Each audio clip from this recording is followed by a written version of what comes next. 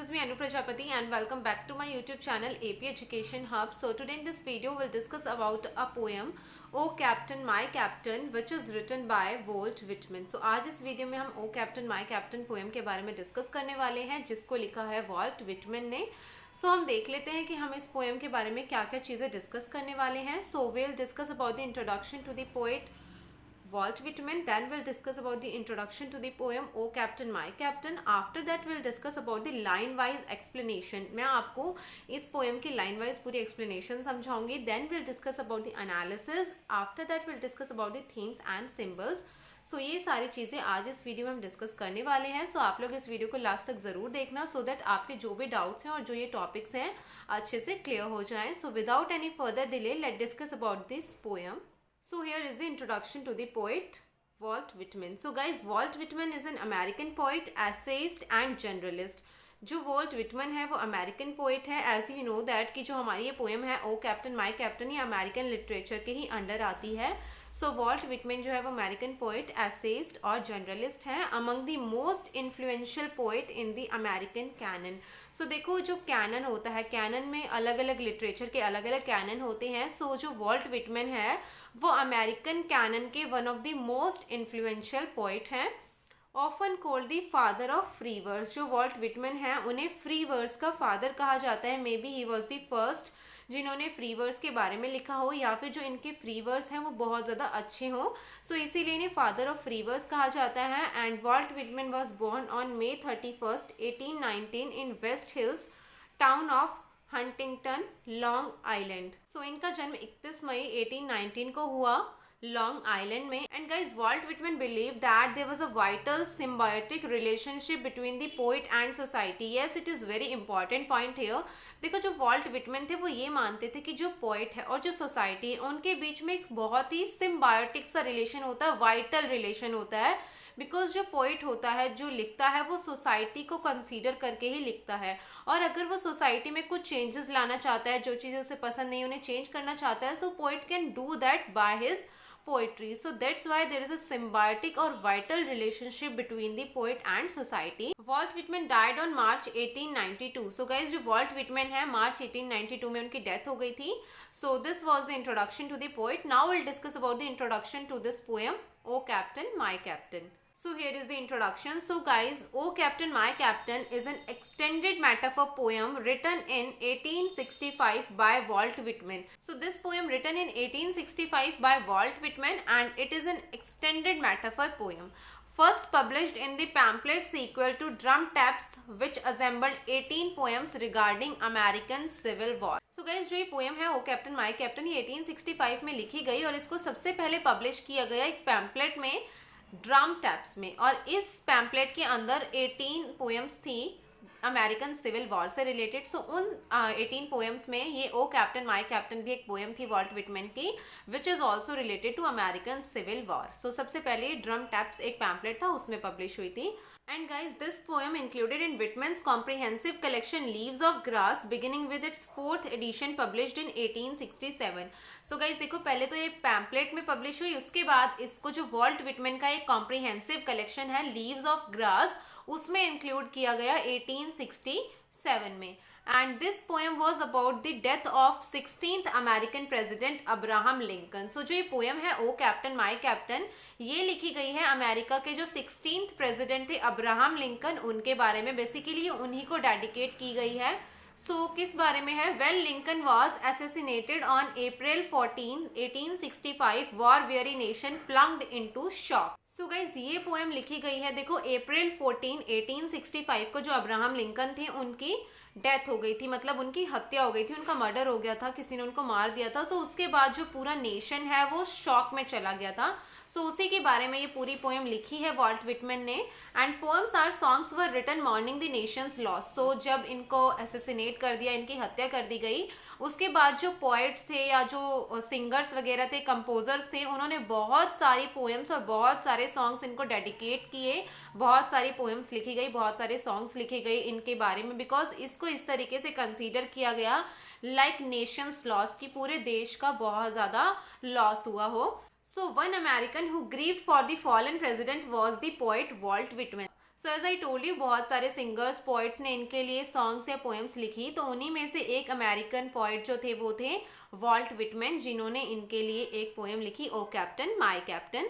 So Lincoln's death inspired the poet to write one of his most memorable work, a single 3 stanza poem of sorrow. So guys देखो, Abraham Lincoln के death ने Walt Whitman को inspire किया कि इन्होंने कितनी अच्छी poem लिखी, which is also considered as one of his most memorable work. और ये बहुत छोटी सी पोएम है, 3 स्टांजा पोएम है ऑफ सोरो, ऑब्वियसली दुख है उन्हें। This poem became the most popular poem Whitman would ever right. So guys देखो, जो ये पोएम है ओ कैप्टन माय कैप्टन, ये सबसे पॉपुलर पोएम बनी वॉल्ट विटमैन की, and this poem had him to secure a position one of the greatest poets of 19th century. So जो ये पोएम है, इसने इनको एक बहुत अच्छी, एक हाई सिक्योर पोजीशन दिलवाने में हेल्प की, and because of this poem Walt Whitman is considered as one of the greatest poets of 19th century. And Walt Whitman paid careful detail to every detail of spelling and punctuation. So guys देखो, जब इन्होंने पूरी poem लिख ली थी तो उन्होंने इस poem को बहुत केयरफुली चेक किया, हर एक डिटेल को, स्पेलिंग को, पंक्चुएशन को, and when he noticed errors tore out pages and mail to publishers with marked corrections. So इन्होंने उन पेजेस को टोर आउट मतलब निकाला और उनमें जो करेक्शंस थी उनको मार्क किया, उसके बाद पब्लिशर को मेल किया। So this was the introduction to the poem. Now will discuss about the complete line wise explanation. So इसको आप ध्यान से सुनना। So guys, here is the line wise explanation of this poem. So, O captain, my captain, a fearful trip is done. The ship has weathered every wreck. The prize we sought is won. So guys देखो, O captain, my captain, यहाँ पर captain कौन है? Abraham Lincoln. और fearful trip क्या है? fearful trip is American Civil War and ship is America. So ये जो है, this is metaphorical comparison की यहाँ पर compare किया गया है metaphorically। सो यहाँ पर जो पोइट है वॉल्ट विटमैन, वो कहते हैं O captain my captain, a fearful trip is done, कि अब्राहम लिंकन, जो हमारा ये फेयरफुल ट्रिप था, अमेरिकन सिविल वॉर जो चल रहा था, फाइनली इट इज डन, ये खत्म हो चुका है। The ship has weathered every wrack, the prize we sought is won, कि जो अमेरिका है उसने हर प्रॉब्लम को सहा है। Ship has weathered every wrack, जो भी परेशानियां, जो भी दिक्कतें उसके सामने आई, उसने उनको सहा है, हर प्रॉब्लम को फेस किया। And the prize we sought is won, और जो हमने चाहा था कि जल्दी से जल्दी अमेरिकन सिविल वॉर खत्म हो जाए, वो प्राइज हमने जीत लिया है। The port is near, the bells I hear, the people are exulting, while fellow eyes the steady keel, the vessel grimming and daring। तो गाइस देखो, जो पोइट है वो इसको एक शिप की इमेजरी में लिख रहे हैं कि एक शिप है अमेरिका और कैप्टन उसके है अब्राहम लिंकन। जो एक शिप होती है उसका कोई कैप्टन होता है जो कि सबको लीड करता है। सिमिलरली अमेरिका शिप है और उसका कैप्टन है अब्राहम लिंकन, और इनका फेयरफुल ट्रिप, कई बार समुद्र में तूफान वगैरह आ जाते हैं, so that is fearful trip. इनका फेयरफुल ट्रिप है अमेरिकन सिविल वॉर। सो इन्होंने उसको जीत लिया है, और अब वो शिप की ही इमेजरी में बता रहे हैं कि हम अपना ट्रिप जीतने के बाद, अपना प्राइज जीतने के बाद पोर्ट के करीब पहुंचने वाले हैं, और मुझे बेल्स की आवाजें सुनाई दे रही हैं। जो लोग हैं वो बहुत ज्यादा एक्साइटेड है, बहुत खुश है, और वो हमारा इंतजार कर रहे हैं। But O heart heart heart, O bleeding drops of red, where on the deck my captain lies, fallen cold and dead. So guys देखो, इनिशियली पोइट ने बताया कि इन्होंने वॉर जीत लिया है, उसके बाद सब सही चल रहा था, लेकिन उसके बाद यहाँ पर जो पोइट है वो अपनी ग्रीफ बता रहे हैं, अपना दुख बता रहे हैं। This word heart heart heart repetition है। सो पोइट को कितना दुख है वो यहाँ पर ये एक्सप्लेन कर रहे हैं। O heart, bleeding drops of red, where on the deck my captain lies, fallen cold and dead. की मतलब जो कैप्टन है, कौन है कैप्टन? Abraham Lincoln. कि अब्राहम लिंकन की डेथ हो चुकी है और वो शिप के अंदर मरे हुए पड़े हैं। सो ये चीज देखकर जो पोइट वॉल्ट विटमैन होते हैं उन्हें बहुत दुख होता है। And the repetition of this word heart indicates this, वो हमें ये चीज दिखा रही है कि पोइट को कितना ज्यादा दुख है। And guys, again and again poet uses my captain. So this word my captain indicates कि जो poet है वो अब्राहम लिंकन से कितना ज़्यादा closely relationship चाहते हैं, कि मतलब वो उन्हें अपना मानते हैं, बहुत close मानते हैं। एंड गाइज यहाँ पर जो पोइट है वो नेशंस लॉस दिखा रहे हैं कि जो अब्राहम लिंकन है वो अमेरिका के प्रेसिडेंट है, तो नेशन का कितना बड़ा लॉस हुआ है ये वो यहाँ पर दिखा रहे हैं। O captain, my captain, rise up and hear the bells, Rise up, for you the flag is flung, for you the bungle trills, for you bouquet and ribbons wreath, for you the shores are crowding, for you they call, the swaying mass, the eager faces turning. So third time here my captain appear. तुम्हें पता लग रहा है कि जो poet है वो कितना ज्यादा मानते हैं अब्राहम लिंकन को। पोइट को यकीन ही नहीं होता है कि जो अब्राहम लिंकन है उनकी डेथ हो गई है। वो इस चीज पर विश्वास ही नहीं करना चाहते हैं, वो इस चीज को मानना ही नहीं चाहते हैं कि वो सच है।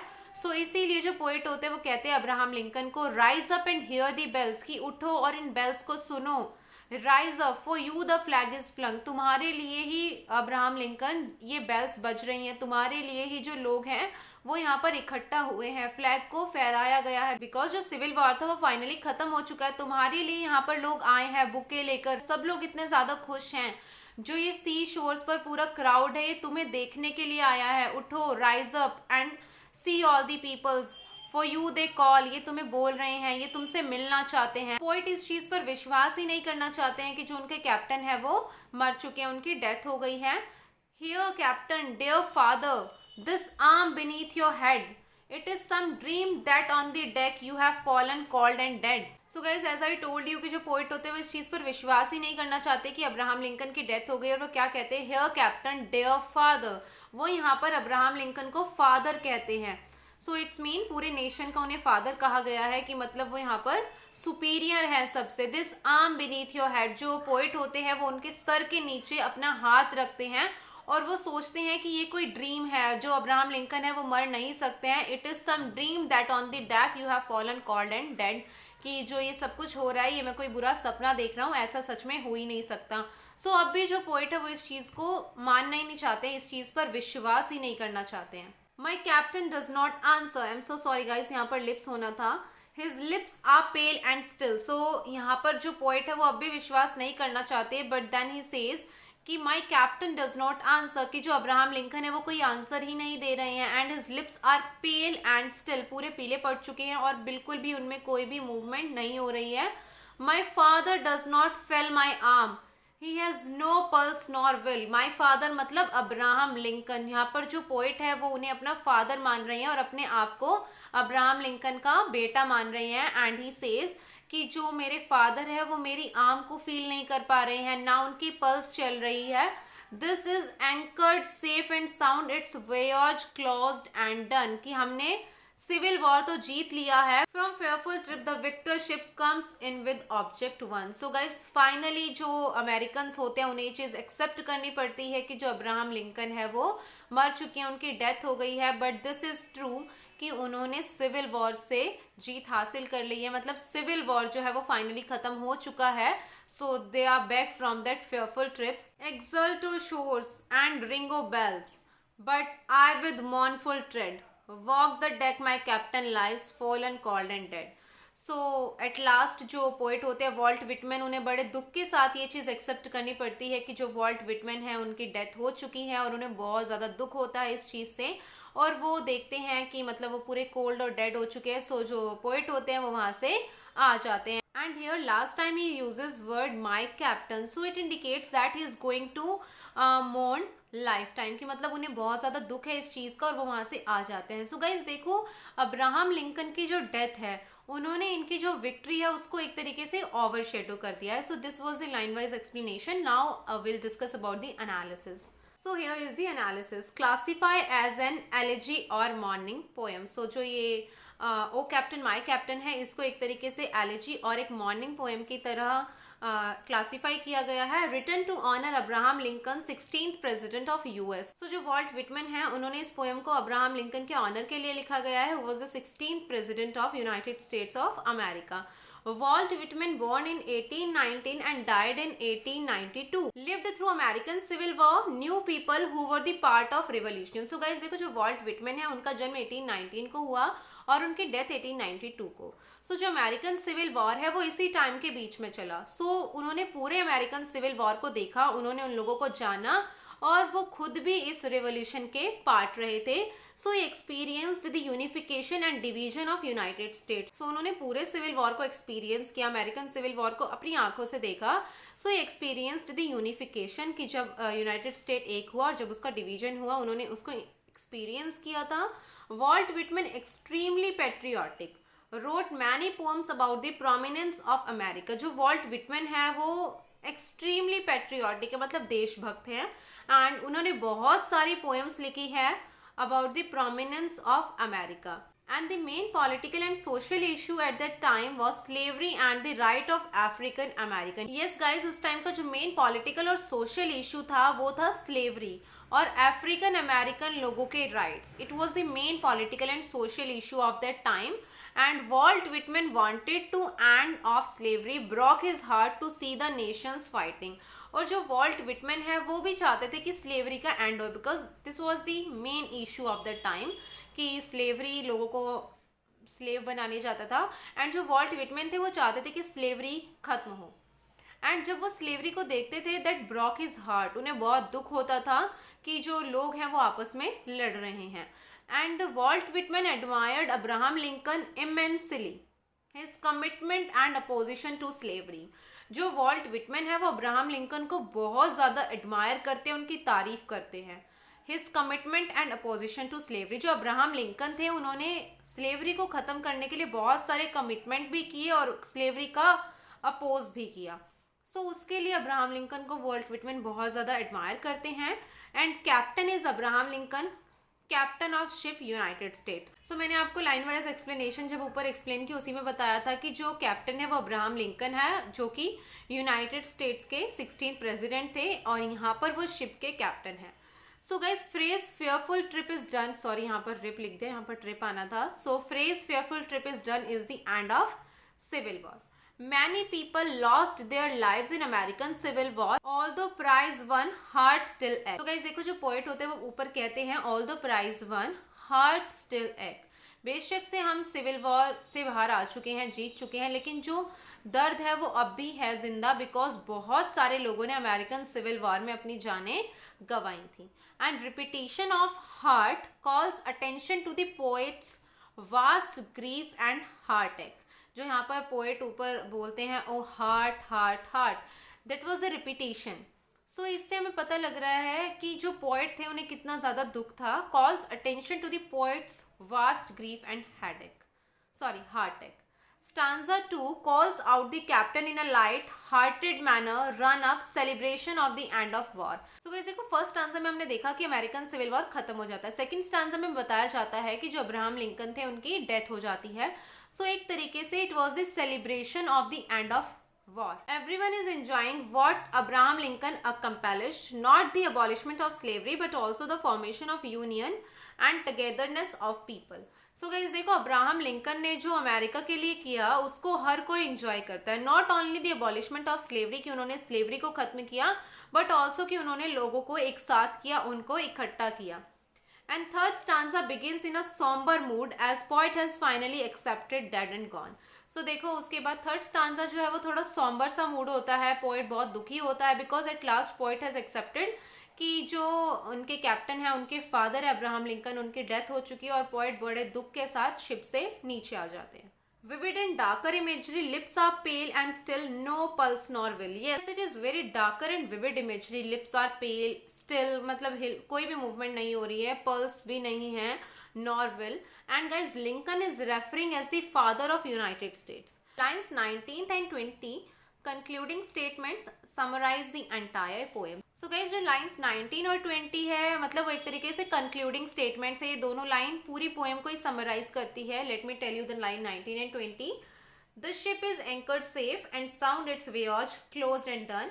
From fearful trip the victor ship comes in with object won. So these were the lines 19 and 20 and these were like summarize the entire poem.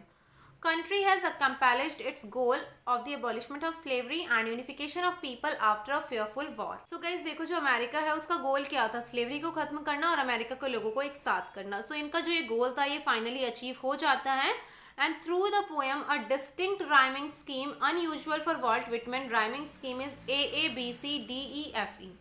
So through the poem एक डिस्टिंक्ट राइमिंग स्कीम है जो कि Walt Whitman के लिए तो बहुत unusual है, वो ऐसे यूज नहीं करते हैं. And the rhyming scheme is A A B C D E F E. And two examples of alliteration are lines 10 and 19. Let me tell you line 10. Flag is flung. So alliteration flag F, flung F. And line 19 is the ship is anchored safe and sound its voyage. So ship S, safe S and sound S, यहाँ पर alliteration इन दोनों लाइनों में है। And repetition occurs many time, repetition तो बहुत बार होती है जो कि आपने देखी भी है ऊपर जब मैंने एक्सप्लेन किया था लाइन वाइज।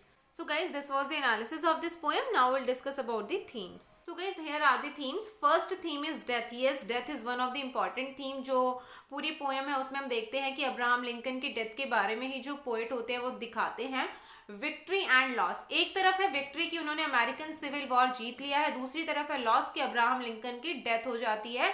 सो विक्ट्री, अमेरिकन सिविल वॉर जीत लिया, Nations victory, loss Abraham Lincoln की डेथ हो गई, Nations loss. Grief and isolation, जो पोएट है वो बहुत आइसोलेट फील करते हैं अपने आप को बिकॉज वो अब्राहम लिंकन को अपना सुपीरियर मानते थे, इंस्पायर थे उनसे बहुत ज्यादा। इंडिविजुअल वर्सेस नेशन, जो पोएट है वो अब्राहम लिंकन को बहुत ज्यादा पर्सनली बहुत ज्यादा मानते थे। एंड नेशन, ऑब्वियसली वो अमेरिका के 16th प्रेसिडेंट थे, तो individual versus nation is also a theme. Then admiration, जो पोइट है वो एडमायर करते हैं अब्राहम लिंकन को कि उन्होंने स्लेवरी को खत्म किया, अमेरिका को यूनाइट किया, सो इसीलिए वो एडमायर करते हैं अब्राहम लिंकन को। देन पैट्रियोटिज्म, जो वॉल्ट विटमैन है वो एक्सट्रीमली पैट्रियोटिक है और उन्होंने अमेरिका के बारे में बहुत सी और भी पोएम्स लिखी हैं। Then masculinity is also a theme. And guys, here are the symbol. First symbol is captain, जो कि है हमारे Abraham Lincoln, and ship is America, and fearful trip is American Civil War. So guys, this was the complete explanation of this poem, Oh Captain My Captain, and I hope आपको ये poem अच्छे से clear हो गई होगी। और इसके बाद भी अगर आप लोगों के कोई भी डाउट है या आप चाहते हैं हम किसी और नॉवल के बारे में डिस्कस करें तो आप लोग मुझे कमेंट बॉक्स में बता सकते हैं। Also you can contact me on Instagram and either on my Facebook page. Now you can contact me on WhatsApp also, so I give the link of all the three in the description box. So guys, do follow me on Instagram and also on my Facebook page. और अगर आप लोगों को ये video पसंद आई हो तो इस वीडियो को लाइक करें, कमेंट करके बताएं कैसी लगी, अपने फ्रेंड्स के साथ जरूर शेयर करें and do subscribe to my channel. मिलते हैं नेक्स्ट वीडियो में एक नए नॉवल नए टॉपिक के साथ। Thank you.